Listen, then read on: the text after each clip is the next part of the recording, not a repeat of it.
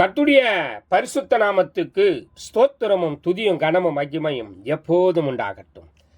இந்த நல்ல நாளை காண செய்த தேவாதி தேவனுக்கு கொடான கோடி ஸ்தோத்திரம். கர்த்தரின் மகிமை ஆத்துமா ஆதாயம் சுவிசேஷ ஊழியத்தின் சார்பாக இன்றைய நாளுக்கான சில நிமிட தேவ செய்தியை கேளுங்கள். இனி காலம் செல்லாது, இனி காலம் செல்லாது, இனி காலம் செல்லாது. என் ஆண்டவராய் இயேசு கிறிஸ்து வரப்போகிறார். ஆயத்தமாயிருங்கள், ஆயத்தமாயிருங்கள். அநேகரை ஆயத்தப்படுத்தி ஆண்டவர் பக்கமாய் திருப்புங்கள். பக்கத்துணையாய் பக்கபெல்லனாய் உங்கள் பக்கத்திலேயே இருந்து நல்ல காரியங்களை செய்து முடிக்கிற நல்லவர் உங்களுடனே கூடவே இருப்பார்.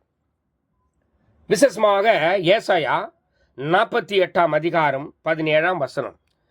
இஸ்ரவேலின் பரிசுத்தராய் இருக்கிற உன் மீட்பரான கர்த்தர் சொல்லுகிறதாவது, பிரயோஜனமாய் இருக்கிறதை உனக்கு போதித்து நீ நடக்க வேண்டிய வழியில உன்னை நடத்துகிற உன் தேவனாகிய கர்த்தர் நானே என்று சொல்லி. எனக்கு பிரியமான தேவ ஜனமே, உங்களை நடத்துகிறவர் நடத்துவார். பதட்டப்படாதீங்க, அர்ஜென்ட் படாதீங்க. உங்கள் தேவைகளை கரெக்டாக சந்திப்பார். உங்களுக்கு என்ன தேவை என்று அவர் அறிவார். ஆக எதை குறித்தும் கலங்காதிருங்கள், பயப்படாதிருங்கள். உனக்கு வேண்டியதை கர்த்தர் நிச்சயமாக உன் வாழ்க்கையில் உங்களுக்கு நிறைவேற்றுவார். எல்லாவற்றையும் நிறைவேற்றி கொடுத்தவர் இதை நிறைவேற்ற மாட்டாரா? எல்லாவற்றையும் மன்னித்தவர், மன்னித்து மறந்தவர், உனக்காக எல்லாவற்றையும் செய்தவர் நீங்க நடக்க வேண்டிய வழியை உங்களுக்கு காட்டுவார்.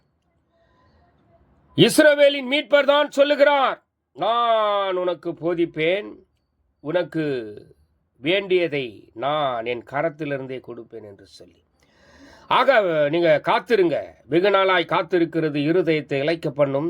நீங்கள் விரும்பினது வரும்போது அது ஜீவ விருட்சம் போல் இருக்கும் என்று சொல்லி. எனக்கு பிரியமான தேவ ஜனமே, எதை குறித்தும் பயப்படாதிருங்கள். உங்களுக்கு போதிப்பார், உங்களை நடத்துவார், உங்களை காப்பார், எல்லா தேவைகளையும் சந்திப்பார். God bless you. God bless you.